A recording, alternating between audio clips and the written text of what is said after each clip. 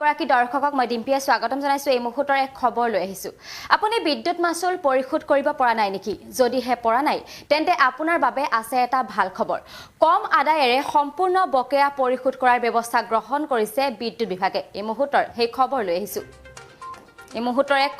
আহিছো ৰাজ্যৰ বিদ্যুৎ বিভাগে আনিছে সুখবৰ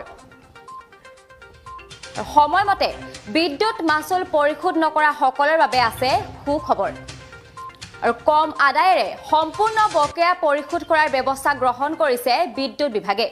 এই মুহূৰ্তৰ সেই খবৰ জনাই আছে আৰু 3 মাহৰ অধিক সময় বিদ্যুৎ মাচুল আদায় হৈ থকা গ্ৰাহকলৈ সুখবৰ এই মুহূৰ্তৰ সেই খবৰ জনাইছো আৰু অনাদায় মাচুলৰ ওপৰত আৰোপ কৰা কৰ কৰ্তন বিদ্যুৎ বিভাগৰ আৰু পূৰ্বে অনাদায় মাচুলৰ ওপৰত আৰোপ কৰা হৈছিল কৰ কিন্তু নতুন ব্যৱস্থাৰ জৰিয়তে 100% কৰ কৰ্তন বিদ্যুৎ বিভাগৰ এই মুহূৰ্তৰ সেই সুখবৰ লৈ আহিছো আৰু 25 ফেব্ৰুৱাৰীলৈ গ্ৰাহকে লাভ কৰিব এই সুবিধাৰ আৰু ৰাজ্যৰ বিভিন্ন প্ৰান্তত এতিয়া মাচুল সংগ্ৰহৰ ভ্ৰাম্যমান কেন্দ্ৰ আৰম্ভ কৰা হৈছে এই মুহূৰ্তৰ সেই সুখবৰ লৈ আহিছো কিনো ৰাজ্যৰ বিদ্যুৎ বিভাগে আনিছে সুখবৰ সময়মতে বিদ্যুৎ মাচুল পৰিশোধ নকৰা সকলৰ বাবে আছে সুখবৰ এতিয়া কম আদায়েৰে সম্পূৰ্ণ বকেয়া পৰিশোধ কৰাৰ ব্যৱস্থা গ্ৰহণ কৰিছে বিদ্যুৎ বিভাগে আৰু 3 মাহৰ অধিক সময় বিদ্যুৎ মাচুল অনাদায় হৈ থকা গ্ৰাহকলৈ এই সুখবৰ লৈ আহিছে বিদ্যুৎ বিভাগে আৰু অনাদায় মাচুলৰ ওপৰত আৰোপ কৰা কৰ কৰ্তন বিদ্যুৎ বিভাগৰ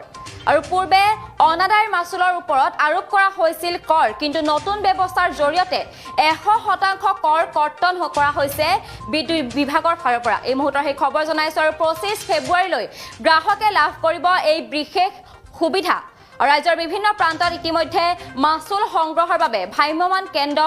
আৰম্ভ কৰা হৈছে আৰু যদি আপুনি 3 মাহলৈ পৰিশোধ কৰিব পৰা নাছিল তেন্তে আপোনাৰ বাবে এই মুহূৰ্তত সেই সুখবৰ লৈ আহিছো কিয়নো বিদ্যুৎ বিভাগে এক সুখবৰ লৈ আহিছে আৰু কম আদায়েৰে সম্পূৰ্ণ বকেয়া পৰিশোধ কৰাৰ ব্যৱস্থা বিদ্যুৎ বিভাগে গ্ৰহণ কৰিছে আৰু 3 মাহৰ অধিক সময় বিদ্যুৎ মাচুল অনাদায় হৈ থকা গ্ৰাহকলৈ এই সুখবৰ লৈ আহিছো আৰু অনাদায় মাচুলৰ ওপৰত আৰোপ কৰা হৈছিল বিদ্যুৎ বিভাগৰ কৰ আৰু পূৰ্বে অনাদায় মাচুলৰ ওপৰত আৰোপ কৰা হৈছিল কৰ আৰু নতুন ব্যৱস্থাৰ জৰিয়তে এই কৰ কৰ্তন কৰা ব্যৱস্থা 100% কৰ কৰ্তন কৰাৰ ব্যৱস্থা গ্ৰহণ কৰিছে বিদ্যুৎ বিভাগে আৰু 25 ফেব্ৰুৱাৰীলৈ গ্ৰাহকে লাভ কৰিব এই সুবিধাৰ আৰু ৰাজ্যৰ বিভিন্ন প্ৰান্তত ইতিমধ্যে